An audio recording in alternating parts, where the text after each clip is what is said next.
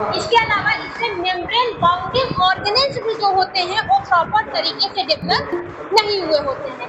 जैसे आपका mitochondria, Golgi body और आपके बहुत सारे एंडोप्लाज्मिक रेटिकुलम, इसके जो मेम्ब्रेन बाउंड होते हैं वो प्रॉपर तरीके से क्या होते हैं, डेवलप नहीं हुए होते हैं। वही यूकैरियोटिक सेल्स में क्या कर रहा है, cell that have a true nucleus. जो यूकैरियोटिक सेल्स होती है इसके अंदर जो न्यूक्लियस होते हैं वो ट्रू होते हैं, सच होते हैं, मतलब वो अपने अंदर डीएनए को कंटेन किए रहते हैं। इसके अलावा मेम्ब्रेन बाउंडिंग ऑर्गेनेल्स, और इसमें जितने भी ऑर्गेनेल्स प्रेजेंट होते हैं जैसे mitochondria, Golgi body, endoplasmic reticulum, ये सब ऑर्गन आपकी जुबान पे होने चाहिए, सेल के ऑर्गन, ठीक है।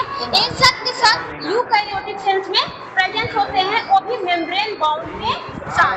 ये प्रोकैरियोटिक सेल्स में नहीं होता है, समझ में आ रहा है? प्रोकैरियोटिक सेल्स में नहीं होता है। क्यों नहीं होता है?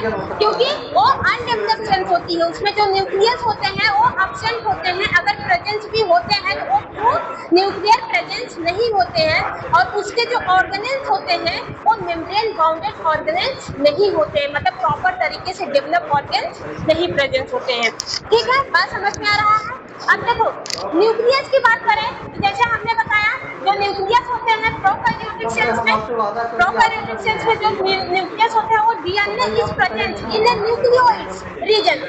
देखो प्रोकैरियोटिक सेल्स में न्यूक्लियस नहीं होते हैं, न्यूक्लियस नहीं होते हैं, इसमें जो कंपोनेंट होता है बीच में, इसको किस नाम से जानते हैं? न्यूक्लियोइड के नाम से जानते हैं।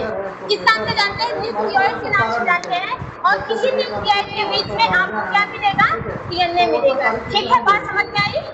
किसी न्यूक्लियोइड के बीच में क्या मिलेगा? डीएनए मिलेगा, या फिर आरएनए भी मिल सकता है। वैसे तो न्यूक्लियस के अंदर डीएनए भी कंटेन रहता है, लेकिन मान लीजिए इसमें जो कंपोनेंट होते हैं वो क्या होते हैं? डीएनए ही होते हैं। बात समझ में आया कि नहीं आया?